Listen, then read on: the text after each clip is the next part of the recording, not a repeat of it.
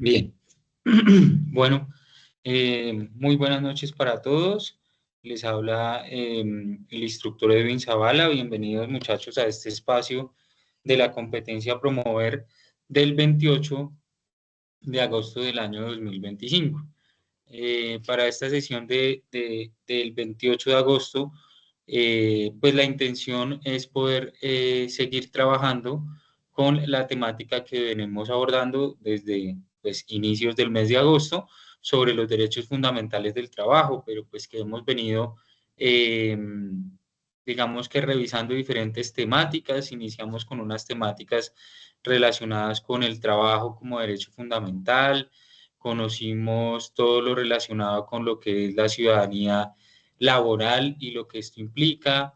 Digamos que la diferente normatividad que existe a lo largo de lo que es los derechos fundamentales del trabajo, normatividad a nivel nacional como a nivel internacional.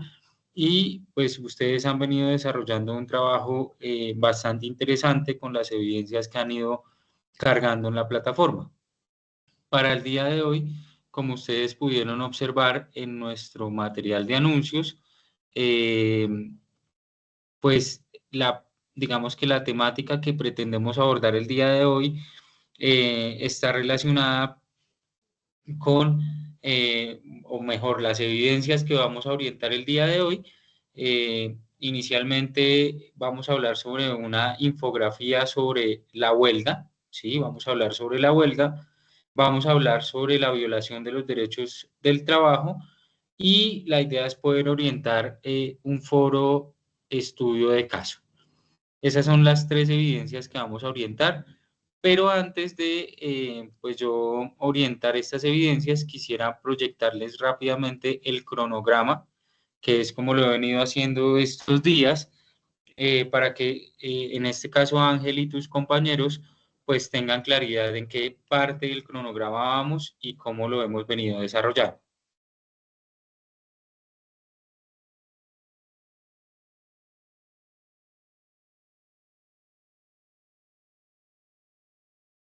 Disculpe, profe, se le desactivó el micrófono.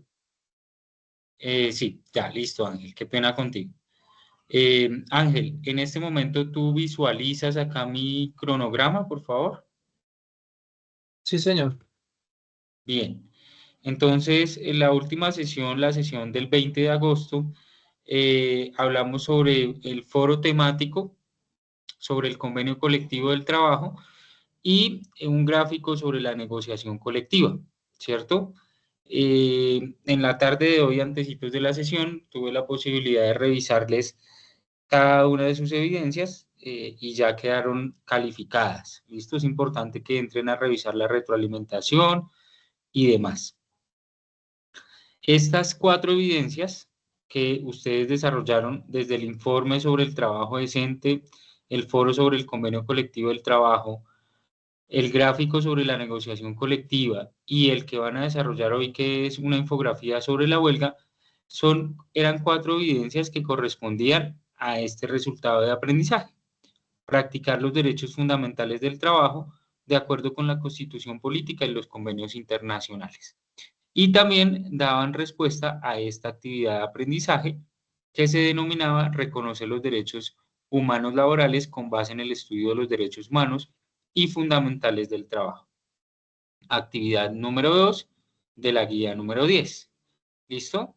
Entonces, para la sesión de hoy, que estamos a 28 de agosto, aquí ustedes pueden evidenciar que hay unas inconsistencias en el cronograma con la actividad número 3 y es que eh, digamos que hay evidencias que están proyectadas desde el 15 de agosto. Yo ya pude conversar con el profe Herbert y estas fechas pueden cambiar. ¿Listo? Entonces, bueno, voy acá por acá a admitir a Daniel Fernando que está ingresando a la sesión. El objetivo del día de hoy es poder socializar con ustedes ese cronograma, ¿cierto? Ese cronograma que nos plantea y pues terminar con la evidencia de la infografía sobre la huelga, que es la última actividad que nos hace falta de esa actividad, de esa evidencia que nos hace falta de la actividad número 2 e iniciar con las dos primeras evidencias de la actividad número 3. ¿Listo? La actividad número 3 se denomina establecer la importancia, que es la que yo estoy señalando aquí con mi cursor, establecer la importancia de los derechos de los pueblos, de la solidaridad y de la paz y de la paz de acuerdo con los indicadores del desarrollo humano. ¿Cuál es el resultado de aprendizaje en este caso? Reconocer el trabajo como factor de movilidad social y transformación vital con referencia a la fenomenología y los derechos fundamentales del trabajo. Esta actividad número 3 también tiene 4 evidencias. ¿Listo? Las dos primeras son las que voy a orientar el día de hoy, que es un mapa mental sobre la violación de derechos del trabajo. Y la segunda evidencia es un foro sobre un estudio de caso, ¿sí? Un estudio de caso que yo les voy a asignar en el foro, el cual ustedes deben, digamos que, responder, ¿vale? Entonces, pues digamos que en este cronograma ustedes pueden visualizar las actividades que vamos desarrollando. Como les indico, estas fechas de la actividad número 3 van a cambiar en los próximos días y ustedes van a poderlo observar, ya que, pues digamos que es un error aquí que ya se está gestionando y se le manifestó al instructor técnico, el instructor Heiber. ¿Listo? El instructor Herbert, perdón. Entonces, bueno, hasta ahí alguna duda, alguna inquietud de lo que vamos a hacer el día de hoy, chicos.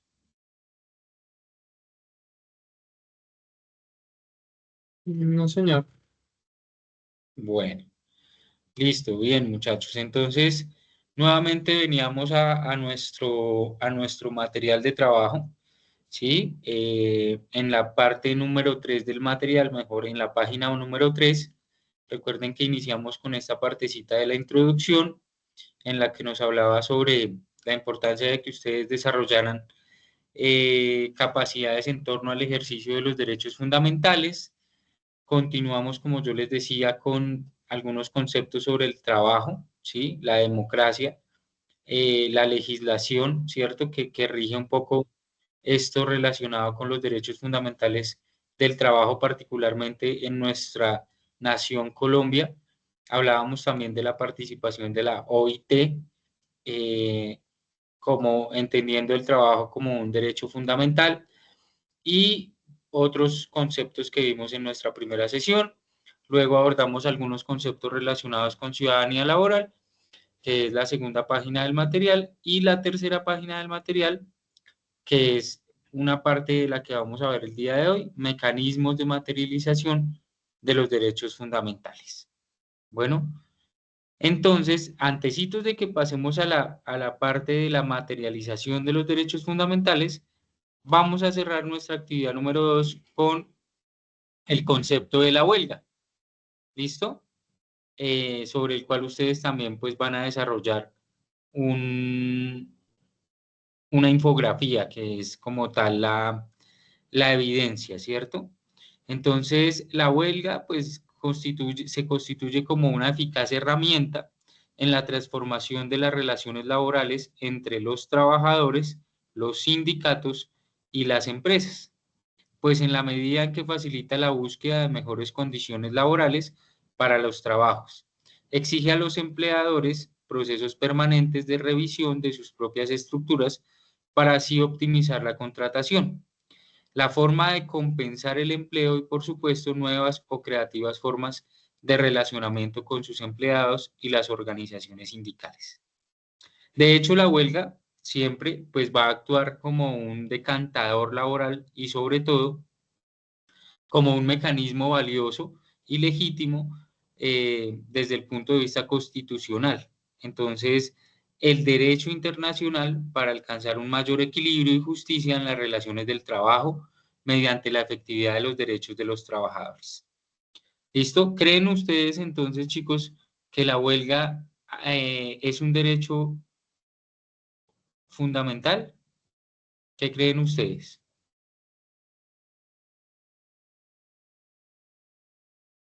Sí, porque es un medio por el cual podemos exigir precisamente el cumplimiento de otros derechos.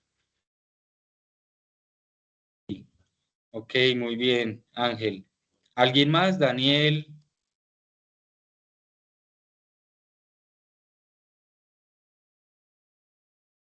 Sí, yo estoy de acuerdo con el compañero Ángel, que la huelga sirve para tratar de, ¿cómo decirlo? Como tratar de luchar por derechos que podrían no estarse cumpliendo en- de forma laboral, como para eso, sí, el cumplimiento de los derechos. Ok, listo. Bien, Juan David, tienes la mano arriba. Te escuchamos, Juan David. Pues continuando con lo que dijeron mis compañeros, efectivamente las huelgas son una forma bastante efectiva para que los trabajadores, sin importar el oficio, exijan sus derechos, ya que hoy día, más que nada hoy día, hay bastantes empresas que los vulneran y hasta incluso los pasan de alto, ya sea en contratos a la hora del- de la realización de estos tra- trabajos o después de. No tiene que ser un maltrato físico per se, también puede ser uno emocional.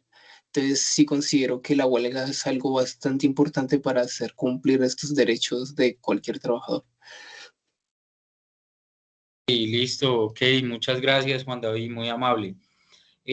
Muchachos, ¿ustedes creen que el derecho a la huelga está, digamos, consignado dentro de nuestra constitución política?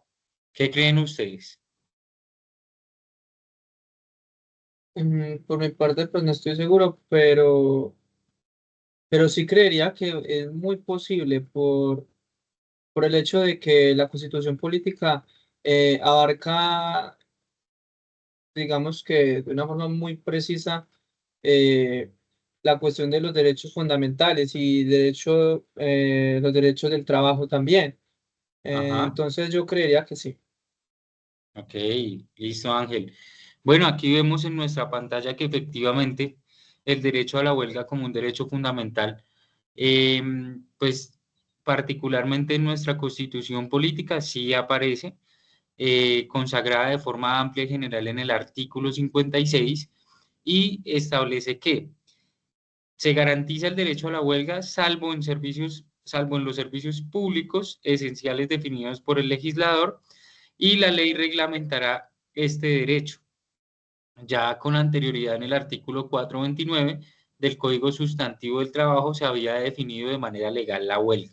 O sea, la huelga es un mecanismo, ¿cierto?, en el que los trabajadores pueden de alguna manera expresar sus inconformidades, pero también una herramienta, como lo veíamos al principio, una herramienta que le va a permitir a los trabajadores, ¿cierto?, transformar esas relaciones que hay entre ellos y sus empleadores, ¿cierto?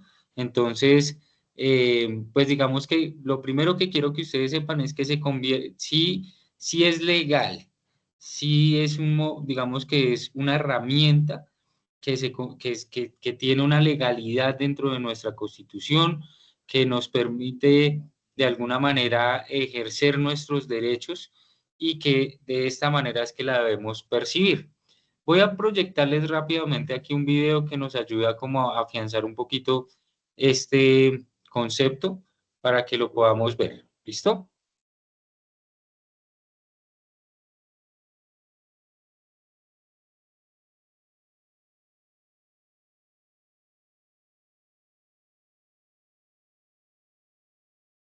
Bueno, vamos a ver aquí este video, muchachos. En esta ocasión vamos a tratar el derecho de huelga. Veremos aspectos como son definición de huelga, características de la huelga, huelga por solidaridad y servicios públicos esenciales sobre los cuales no se puede hacer huelga. Y por supuesto, suscríbete al canal. Iniciamos por el concepto. El derecho de huelga se encuentra consagrado en el artículo 56 de la Constitución Política como un derecho social, económico y cultural. salvo para los servicios públicos esenciales. El artículo 429 del Código Sustantivo del Trabajo define por huelga la suspensión colectiva temporal y pacífica de trabajo efectuada por los trabajadores de un establecimiento o empresa y previo a los trámites establecidos en el mismo Código Sustantivo del Trabajo. Seguimos con las características. Las características de la huelga en Colombia implican que sea temporal y pacífica y que se efectúe por los trabajadores de un establecimiento o empresa. Con la expedición de la Ley 1210 de 2008, se modificó la temporalidad de la huelga en Colombia y esta se convirtió en indefinida a juicio de la organización sindical o de los trabajadores que la ejecuten. Así, la temporalidad que se refiere al artículo 429 del Código Sustantivo del Trabajo debe entenderse hoy referida a la facultad que tiene el sindicato o sindicatos que se encuentran en huelga para terminarla mediante decisión que debe tomar la Asamblea General de dicha organización. Continuamos con la huelga por solidaridad. De acuerdo con la sentencia C-201 de 2002 de la Corte Constitucional, existe la facultad para los empleados sindicalizados o no sindicalizados de participar en la huelga promovida por trabajadores de otra empresa o establecimiento que están inmersos en un conflicto laboral con su empleador. Los trabajadores de varias empresas o establecimientos pueden declarar y ejecutar una huelga de solidaridad con los trabajadores de una empresa o establecimiento que se encuentren en huelga por haber presentado un pliego de peticiones. Continuamos con la declaratoria. Este desarrollo está contenido en el capítulo 4 del Código Sustantivo del Trabajo en su parte colectiva. Finalizada la etapa de arreglo directo en aquellas actividades que no han sido declaradas como de servicio público esencial por el legislador o por la Corte Constitucional, el sindicato o los sindicatos que agrupen más del 50% de los trabajadores de una empresa pueden votar la huelga, votación que se efectúa a través de las asambleas generales de los sindicatos, es decir, por la reunión de más del 51% de los trabajadores afiliados al sindicato, ya que este es el quórum válido para celebrar una asamblea. Cuando los sindicatos afiliados a una empresa no agrupan el 50% de los trabajadores, la huelga será votada por la mitad más uno de los trabajadores de la empresa. Pero si el sindicato no logra reunir a la mitad más uno de los trabajadores, puede solicitar la convocatoria de un tribunal de arbitramiento a través de su asamblea general. Desarrollo de la huelga. El artículo 447 permite que la junta directiva del sindicato constituya comités de huelga para que sirvan de agentes de información a los trabajadores y se mantenga un contacto permanente con los empleadores y sus representantes para buscar una solución al conflicto mediante la negociación del pliego que ha dado origen al conflicto y por lo tanto a la huelga. Durante el desarrollo de la huelga, los sindicatos que agrupen más de la mitad de los trabajadores podrán decidir someter el diferendo a un tribunal de arbitramiento. Y también podrán adelantar negociaciones del pliego directamente o con la intervención del Ministerio de Trabajo. Si transcurren 60 días calendarios sin que las partes encuentren solución al conflicto que origina la huelga, el empleador y trabajadores durante 3 días hábiles siguientes podrán convenir cualquier mecanismo de composición, conciliación o arbitraje para poner término a sus diferencias. Si en este lapso las partes no pueden convenir un arreglo o establecer un mecanismo alternativo de composición para la solución del conflicto, de oficio o a petición de parte, intervendrá una subcomisión de la Comisión de Concertación Política, Laborales y Salariales. La subcomisión debe ejercer sus buenos oficios durante un término máximo de 5 días hábiles. Si vencidos los 5 días no es posible llegar a una solución definitiva, ambas partes solicitarán al Ministerio de Trabajo la convocatoria del Tribunal de Arbitramiento.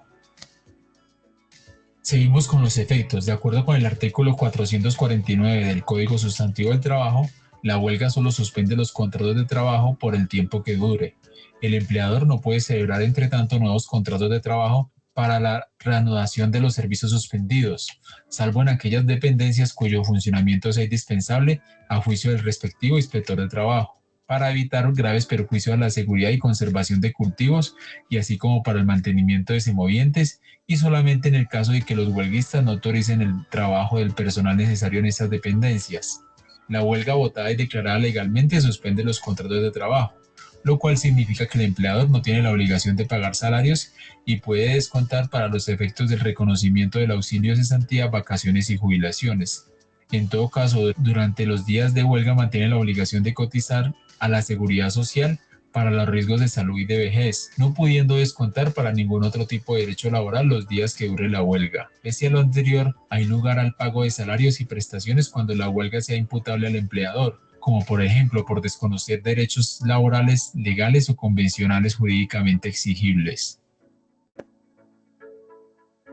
En cuanto a la huelga y los servicios públicos esenciales, la Constitución Política de Colombia garantiza el derecho de huelga, salvo en los servicios públicos esenciales definidos por el legislador. Lo anterior en razón a que el derecho de los trabajadores a hacer huelga con el fin de mejorar sus condiciones laborales, si bien representa un derecho constitucional, no es oponible a los derechos fundamentales de los usuarios de los servicios públicos, por el mayor rango constitucional de estos últimos. El carácter esencial de un servicio público, según la Corte Constitucional, se predica cuando las actividades que lo conforman contribuyen a la protección de bienes o a la satisfacción de intereses o a la realización de valores, ligados con el respeto, vigencia, ejercicio y efectividad de los derechos y libertades fundamentales.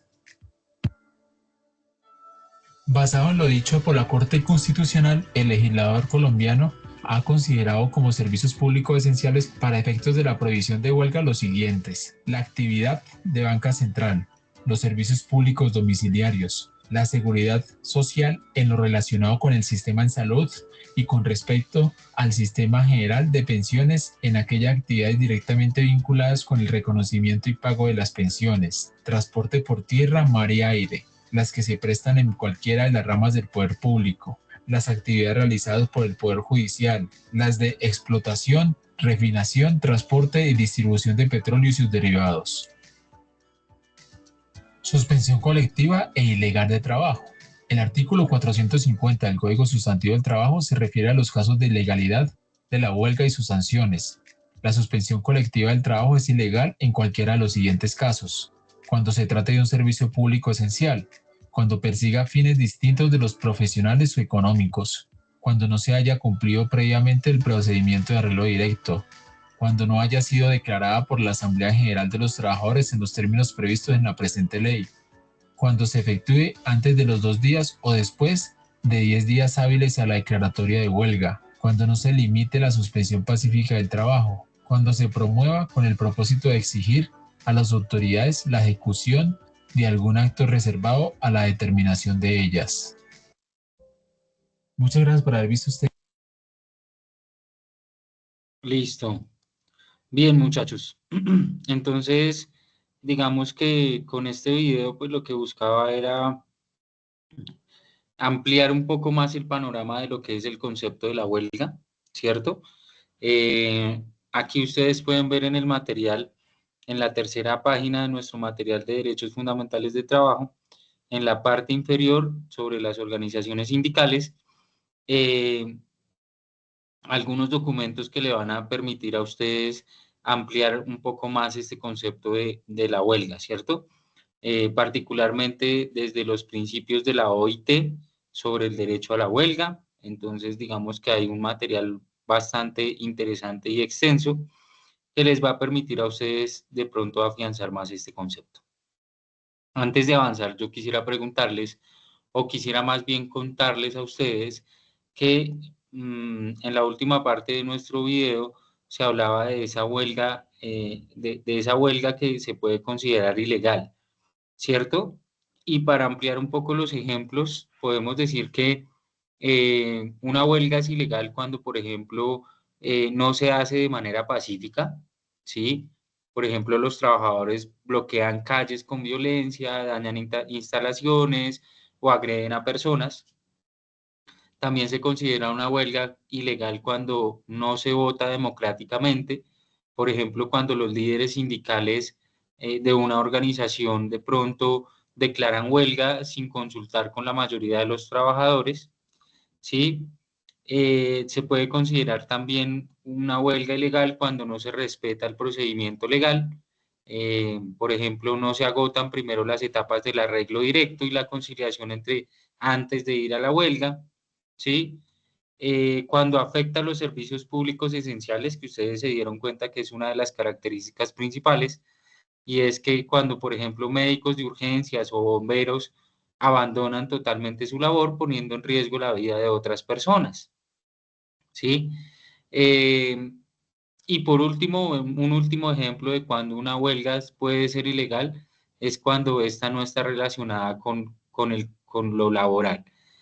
por ejemplo, detener el trabajo para protestar por un tema político que no tiene relación con las condiciones del empleo, ¿sí?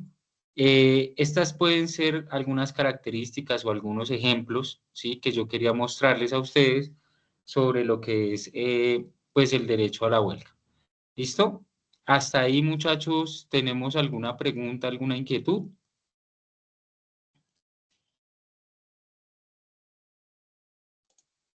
Por mi parte, no, señor. Bueno, entonces, muchachos, lo que nos propone nuestra guía es que en este caso, ¿sí?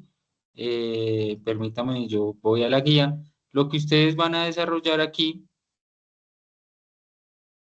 es una infografía sobre el derecho a la huelga.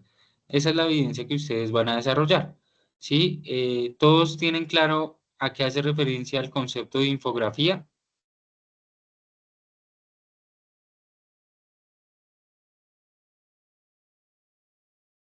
Sí, señor.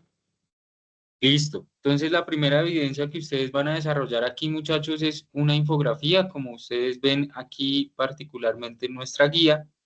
La evidencia es, realice la lectura del componente, bueno, la evidencia se llama infografía sobre la huelga.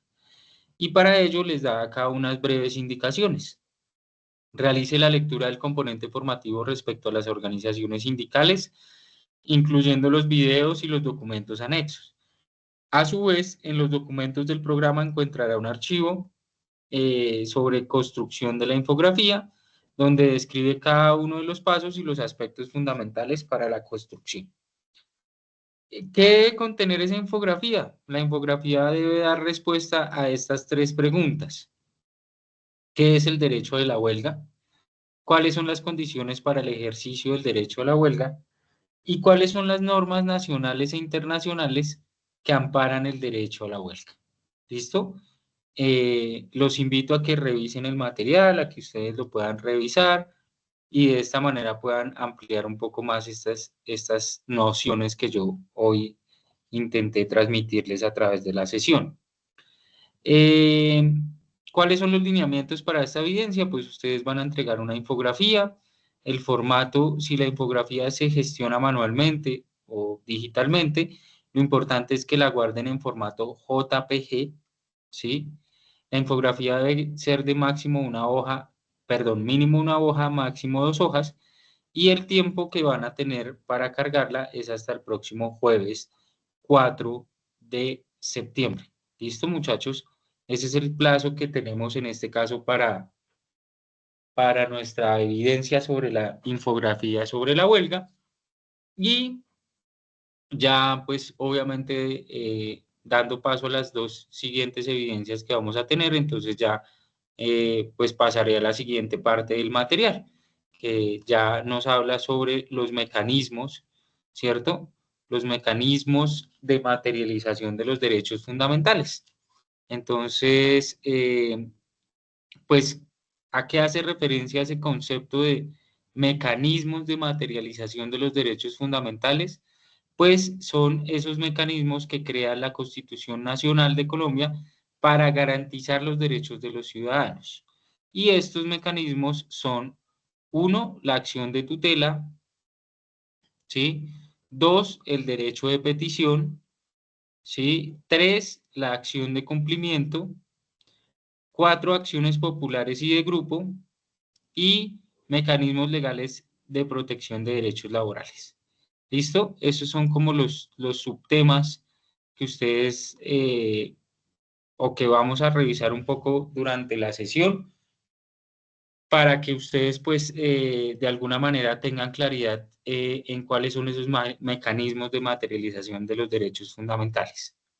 ¿Alguien tiene claridad? Bueno, creo que para iniciar voy a proyectar este video sobre qué es la tutela, la acción de tutela y cómo ésta se convierte en un mecanismo de materialización de los derechos fundamentales. Entonces, vamos a ver este videito.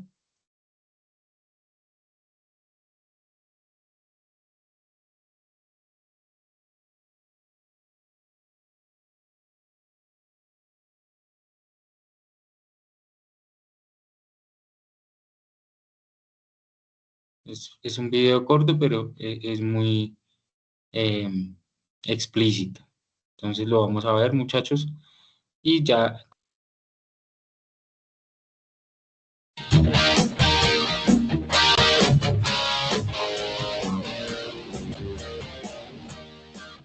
La acción de tutela es la solicitud que le hacemos a un juez para que proteja nuestros derechos fundamentales.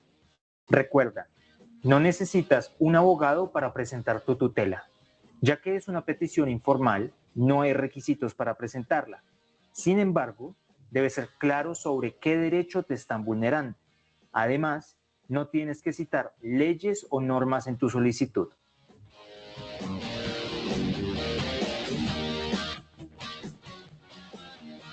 Toda persona puede presentar una acción de tutela, incluyendo extranjeros. Los menores de edad deben ser representados por un adulto.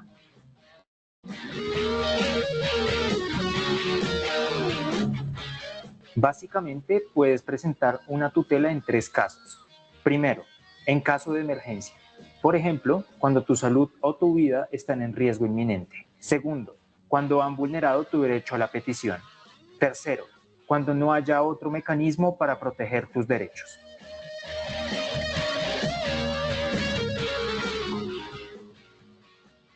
Puedes pedirle a la juez que ordene a cualquier persona o autoridad tomar las medidas necesarias para proteger tu derecho. Por ejemplo, la juez podrá ordenar a tu EPS que te hagan un procedimiento médico, aun si no tienes los recursos para cubrir los costos.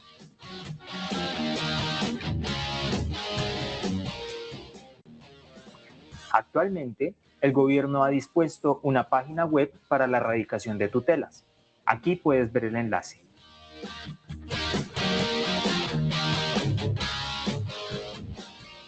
Primero, debes radicar la tutela en la plataforma de tutela en línea.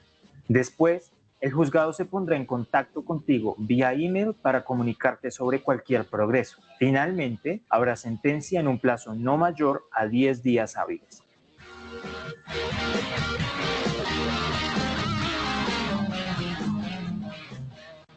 Si tienes más dudas, puedes ponerte en contacto con el consultorio jurídico de cualquier universidad. Te recomendamos ver nuestro video sobre asesoría legal gratuita para saber cómo funciona.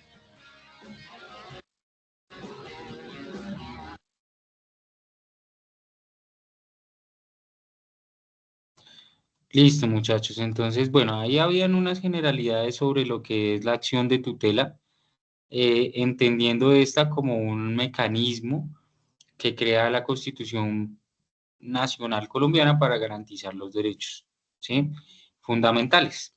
Entonces, tiene por objeto la protección de los derechos constitucionales fundamentales, aún aquellos que no se encuentran consagrados en la Constitución, cuando estos resulten vulnerados o amenazados por la acción o la omisión de cualquier autoridad pública. El fallo que se procede de esta acción es de inmediato cumplimiento. La acción de tutela se encuentra consagrada en nuestra Constitución Política en el artículo 86 y ha sido reglamentada por los decretos 2591 de 1991, el 306 de 1992 y el 1382 del año 2000. ¿Listo? Entonces, digamos que la acción de tutela hace parte de esos mecanismos para garantizar, digamos que la no vulneración de nuestros derechos fundamentales. ¿Listo? ¿Cuándo proceder? ¿Sí? ¿Cuándo se procede a la acción de tutela? Cuando resultan, como ustedes veían en el video, amenazados o vulnerados los derechos constitucionales fundamentales. En el video nos mostraban básicamente una situación relacionada con el sistema de salud o con las atenciones que podemos recibir de parte de nuestra EPS. Y nos dice aquí algo interesante, que es que aunque aquellos derechos no se encuentren textualmente consagrados en la Constitución, pueden invocarse aduciendo a una conexividad con los derechos fundamentales, por acción u omisión de cualquier autoridad pública. ¿Necesitamos un abogado para establecer nuestra tutela? No necesariamente. tenemos que tener claro es cuál es el derecho fundamental al que consideramos se nos está vulnerando y seguir, digamos que, todas las indicaciones de cómo proceder en caso de así requerirlo, ¿cierto? ¿Cuándo se procede? También cuando no hay otro medio para permitir proteger el derecho, aunque es procedente la tutela en aquellas circunstancias en las cuales se utilice como mecanismo transitorio para evitar un perjuicio irremediable, aun cuando existan otros medios de protección. ¿Listo? ¿Qué derechos protege la tutela? Entonces aquí nuestro material nos va a decir, la acción de tutela protege los derechos fundamentales. Algunos de estos derechos pues, son la vida, la integridad personal, la igualdad, el reconocimiento de la personería jurídica, la libertad de conciencia, de religión, de expresión, de circulación, de escogencia de una profesión o oficio, de enseñanza, de aprendizaje y de investigación y de cátedra. Los derechos a la honra, el buen nombre, el debido proceso, a defenderse y a elegir y a ser elegido, y también derechos fundamentales, el derecho de petición, de asociación y el derecho de los niños, ¿sí? O los derechos de los niños. Entonces, estos son algunos, pues digamos que los derechos que protege la acción de tutela.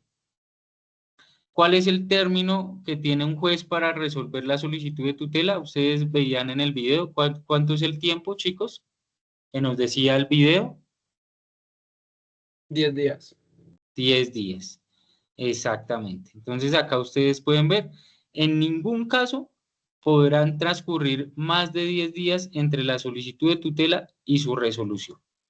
Entonces, este es, digamos que a veces de pronto tenemos como el imaginario de que estos procesos tardan y que estos procesos son complejos y que de pronto nosotros no tenemos el conocimiento, pero basta con conocer cuáles son los artículos en nuestra Constitución Política que nos permiten, digamos, actuar con este mecanismo y simplemente radicarlo o diligenciarlo en los, digamos que en los canales o en los sitios que se han destinado para ello, que como ustedes vieron en nuestro video, ya hay una, digamos que una página oficial que les permite a las personas poder establecer su acción de tutela.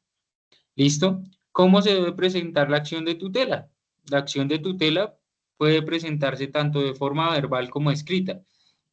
Sería más, digamos que tendría mucho más impacto si lo hacemos de manera escrita, porque nos queda a nosotros también como una copia de ese trámite que hicimos. Puede presentarse en nombre propio o en nombre de una persona jurídica y no es necesario recurrir a un abogado, como ustedes lo veían. Sí, la tutela puede presentarse verbalmente en los siguientes casos: cuando el solicitante no sabe escribir, cuando puede ser un menor de edad o cuando exista urgencia de protección. ¿Listo? Entonces son pues como algunas características que se deben tener en cuenta a la hora de presentar la acción de tutela. ¿Y ante quién se presenta la acción de tutela? Bueno, aquí también nos explican que esta acción se puede interponer en principio ante cualquier juez que tenga jurisdicción en el lugar de los hechos que causan la amenaza o la vulneración del derecho. Sin embargo, existen unas reglas de competencia establecidas por el decreto 1382 del 2000 que durante el tiempo fueron inaplicadas por la Corte Constitucional, pero que ahora son de obligatorio cumplimiento, ¿cierto? Entonces, esas competencias se establecen de la siguiente manera. La acción de tutela que se interponga contra cualquier autoridad pública de orden nacional, salvo lo dispuesto en los siguientes incisos, serán repartidas para su conocimiento en primera instancia a los tribunales superiores del Distrito Judicial, Administrativo y consejos seccionales de la Judicatura. Los jueces de circuito o de categoría tales les serán repartidas para su conocimiento en primera instancia las acciones de tutela que se interpongan contra cualquier organismo, entidad o sector descentralizado por servicios de orden nacional o autoridad pública del orden departamental. Los jueces municipales y también cuando la acción de tutela se promueva contra más de un funcionario o corporación judicial, le será repartida al respectivo superior funcional del accionado. Y si se dirige contra la Fiscalía General de la Nación, se repartirá al superior funcional del juez al que esté adscrito el fiscal. ¿Listo? Entonces, pues digamos que es como una manera de a quién se le debe presentar esa acción de tutela y pues digamos que también quién puede presentar esta acción. Entonces, las personas que consideren que sus derechos fundamentales están siendo vulnerados, amenazados, o por intermedio de un apoderado judicial, defensor del pueblo o personero. ¿Listo? Aquí hay un formato de acción de tutela que sería interesante que ustedes lo pudieran revisar, ¿sí? Ya lo voy a mostrar aquí en pantalla. Para que tengamos presente, muchachos, que a veces es más el imaginario de que es un trámite difícil, de que de pronto no tenemos conocimiento, pero realmente es algo que es parte de los derechos que nosotros tenemos como ciudadanos colombianos. ¿Listo? Aquí ustedes pueden ver un poco el formato de lo que sería un modelo, ¿sí? O más bien un borrador de la acción de tutela. Este que ustedes ven acá, ¿lo están viendo en pantalla?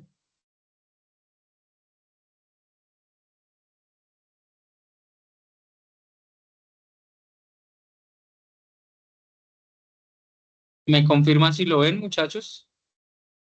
Sí, señor, por mi parte Sí, sí. señor. Ok, entonces tiene diferentes apartados, ¿no? Inicialmente, pues a quién va dirigido, la referencia que es una acción de tutela, el accionante, que pues es la persona a la que se le están vulnerando los derechos, ¿cierto?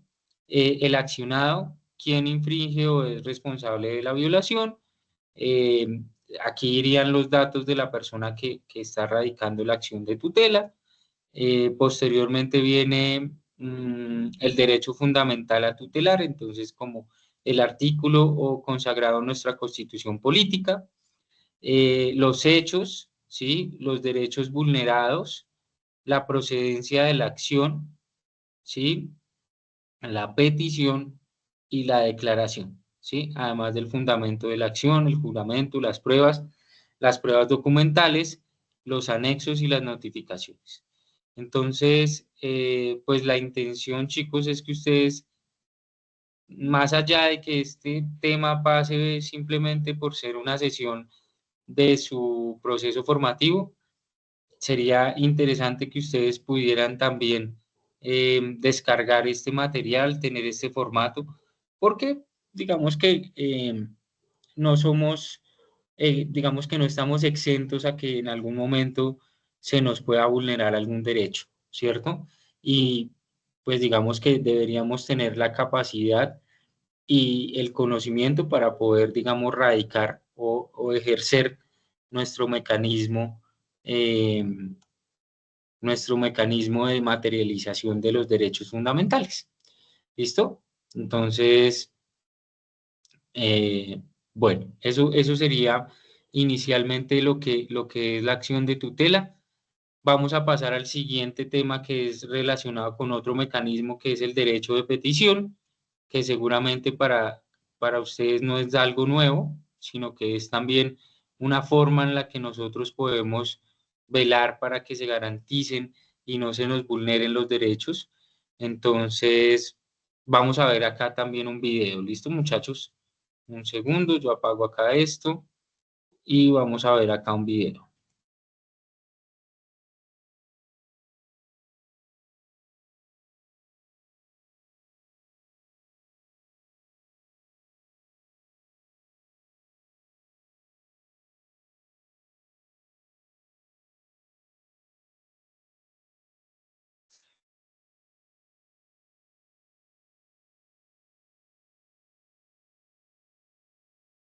Derecho nos habla sobre la importancia de resolver las peticiones.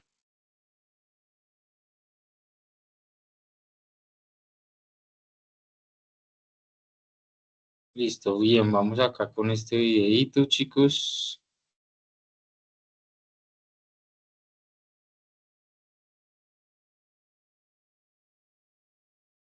Siguiendo los preceptos establecidos en la nueva ley estatutaria que regula el derecho de petición en Colombia, la ley 1755 de 2015, Libardo Guauta, coordinador del Grupo de Control Disciplinario Interno del Ministerio de Justicia y el Derecho, nos habla sobre la importancia de resolver las peticiones a tiempo, así como de las posibles consecuencias jurídicas por no hacerlo. ¿Qué es un derecho de petición? Por el derecho de petición, en términos generales, podemos entender toda solicitud que eleve una persona ante la administración pública o ante los particulares, independientemente que estos sean personas naturales o sean personas jurídicas o que necesariamente deban cumplir funciones administrativas o funciones de las entidades del Estado. ¿Para qué sirve? El derecho de petición sirve para que cualquier persona solicite información ante las autoridades acerca de las funciones que le son propias. Adicionalmente, para presentar quejas, iniciar actuaciones administrativas, formular consultas, obtener copias, obtener información.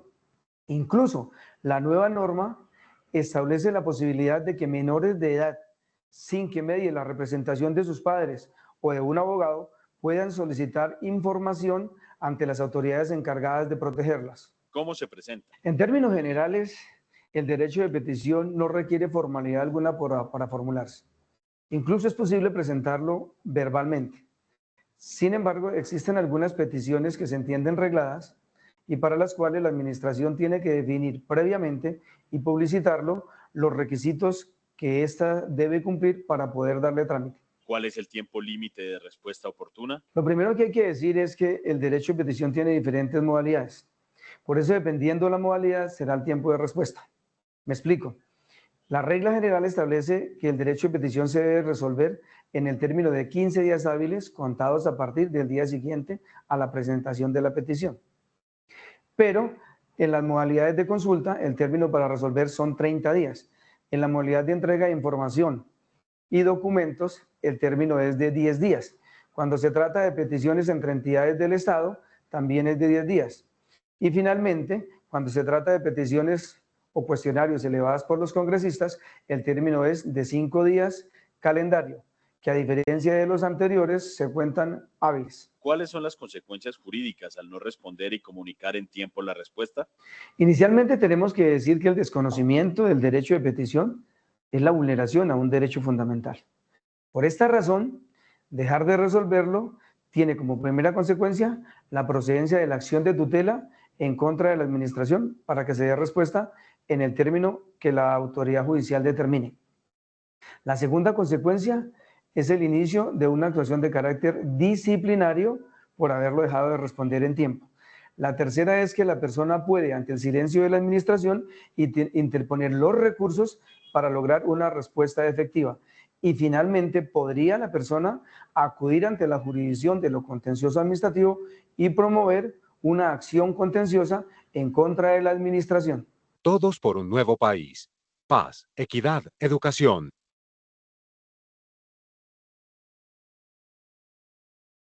Bien, muchachos. Entonces, listo. Creo que el video es bastante explícito sobre lo que es el derecho de petición, ¿cierto? Es el derecho, la facultad que tiene toda persona de presentar peticiones respetuosas a las autoridades por motivos de interés general o particular y de obtener una pronta resolución.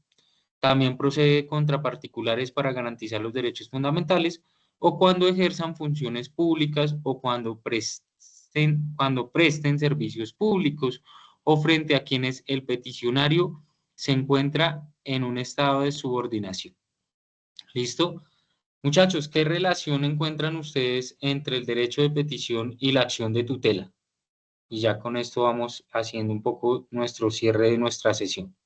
¿Qué relación encuentran ustedes ahí entre estos dos mecanismos? Yo creo que la primera, digámoslo como la más simple, sería que ambas son derechos fundamentales. Sí, muy bien. Listo, bien. También veíamos, Ángel, Daniel y Juan David, que posterior, digamos que si mi derecho de petición no es respondido en los días que se establecen para lo mismo, para que para que me den una respuesta a la solicitud que yo estoy haciendo, eso ya me lleva, digamos, a instaurar una acción de tutela, ¿cierto? No siempre tiene que ir primero el derecho de petición, pero se convierte, digamos, que en un argumento más cuando este no es respondido en los tiempos que se establecen para lo mismo, la acción de tutela empieza a cobrar mucho más significado. ¿Listo? Entonces, bueno, muchachos, vamos a dejar aquí hasta el día de hoy. Les voy a proyectar ya el último video que quiero que ustedes visualicen. Socializo los lineamientos de las dos evidencias y con esto pues ya damos cierre de nuestra sesión. ¿Vale? Entonces, permítame un segundo. Comparto aquí nuevamente.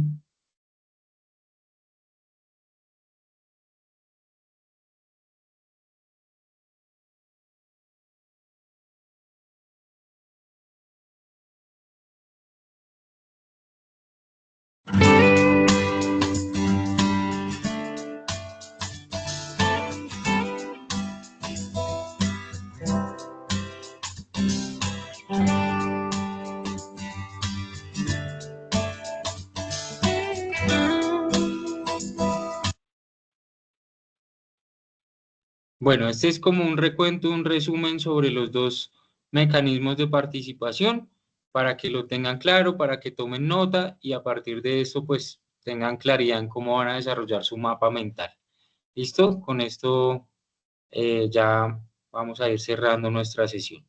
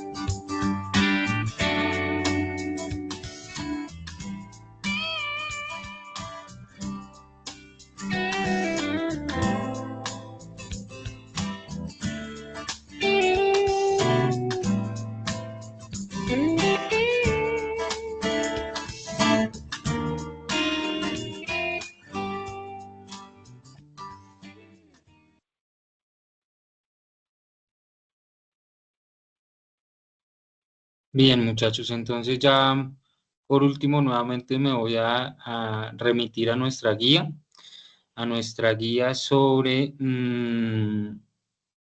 la guía número 10. Les expliqué inicialmente que la primera evidencia que vamos a desarrollar pues es una infografía sobre el derecho a la huelga, y la segunda evidencia que tiene que ver ya de la guía número 3, que se denomina establecer la importancia de los derechos de los pueblos, la solidaridad y la paz de acuerdo a los indicadores del desarrollo humano. Nos trae la primera evidencia. La primera evidencia es un mapa mental, ¿sí? Un mapa mental sobre la violación de los derechos del trabajo. Y para esto, la guía lo que nos dice es que lo primero que usted va a hacer es realizar una lluvia de ideas sobre los derechos humanos del trabajo, indicando en qué consiste el derecho, cómo surgió y ante quién se puede exigir su cumplimiento.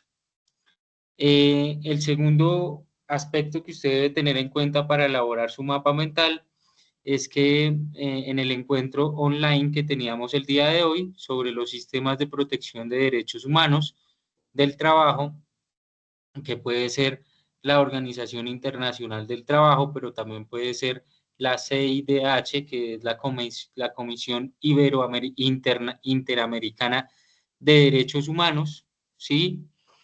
O la Constitución Política, ¿sí?, de nuestro país, así como sus principales normas e instrumentos para poner, digamos, en acción dichos sistemas, incluyendo pues el derecho de petición y la acción de tutela, ¿cierto?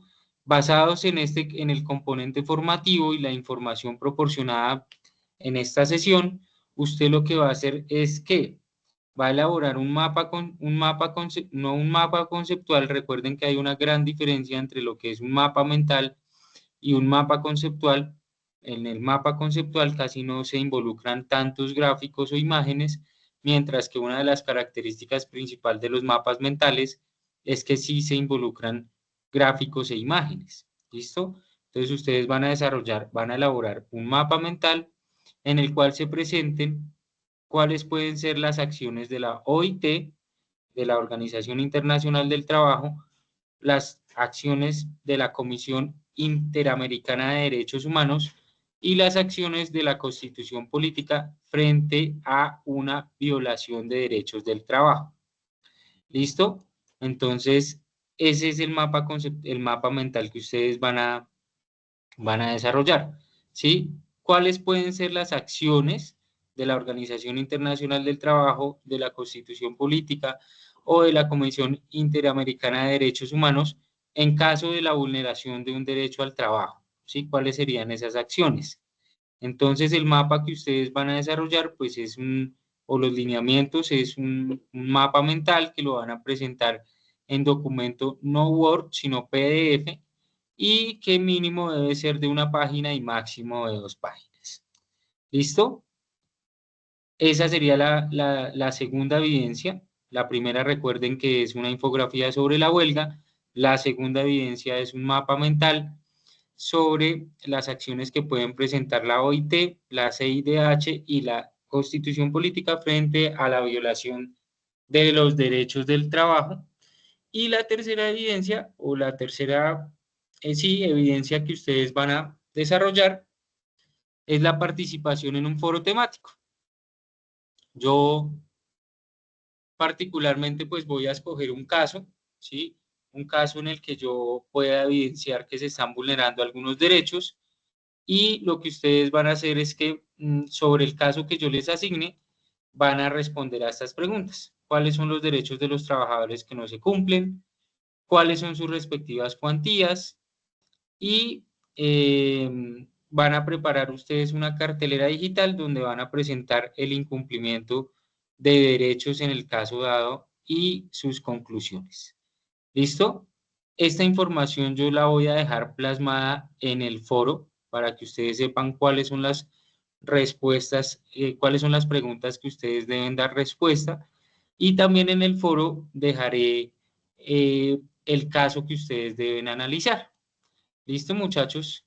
Entonces, recuerde que son 3 evidencias, ¿sí? La primera, la infografía sobre la huelga, la segunda, el mapa mental sobre las acciones que implementaría la Organización Internacional del Trabajo, la Comisión Iberoamericana de Derechos Humanos o la Constitución Política de nuestro país, ¿sí? En caso de la vulneración de los derechos fundamentales del trabajo. Y el tercero, participar en el foro temático. ¿Listo? Entonces, pues básicamente es eso, chicos. Espero que haya sido de su agrado esta sesión, que haya sido de gran aprendizaje. Y pues nada, no sé si hay alguna pregunta, alguna inquietud, o si ya con esto damos por finalizada nuestra sesión del 28 de agosto. Por mi parte todo está claro. Ok, listo, muchas gracias. Daniel, Por Juan mi parte David, tampoco. ok, Juan Por David. mi parte, yo desconozco qué es una cartelera digital. ¿Qué sería específicamente? Sí, digamos que una cartelera digital sería como digamos que, ¿cómo te digo? Como una pequeña presentación, ¿sí? Como una diapositiva, podríamos llamarlo, en la que tú vas a exponer, digamos que en este caso, ¿sí? ¿Cuáles podrían ser, digamos que la cartelera digital es donde tú vas a plasmar, ¿sí? El incumplimiento de los derechos del caso que vamos a analizar, ¿sí? Sería más o menos como, como ese el formato, ¿sí? Como una breve diapositiva, una breve presentación en la que tú vas a plasmar el incumplimiento de esos derechos que lograste identificar del caso que yo asigne. ¿Listo? No sé si con eso fui claro, Daniel. Sí, lo tengo más claro. Gracias. ¿Sí? Listo. Entonces, bueno, muchachos, a todos ustedes, muchísimas gracias por su participación. Espero que nuestra próxima sesión será el 5 de septiembre. Nuestras sesiones van hasta el 19 de septiembre, que es cuando finaliza eh, la fase número 4 de evaluación, que ya es la última fase que ustedes están desarrollando de su proceso formativo. Nos vemos el próximo viernes 5 de septiembre y el viernes 12, que serían nuestras últimas dos sesiones. Entonces, importante, muchachos, que por el grupo de WhatsApp le cuenten a sus compañeros que a partir del día de mañana ya estará publicada la grabación de la sesión. Y bueno, con esto creo que ya damos por cerrada nuestra sesión del 28 de agosto del 2025. Muchísimas gracias a ustedes por estar tan atentos y por siempre participar en estas sesiones. Y que pasen un feliz descanso. Buenas noches, muchachos. Gracias, hasta luego, profe. Bueno, que estén muy Gracias. bien. Buenas noches. Bueno, Feliz hasta noche. luego. Igualmente.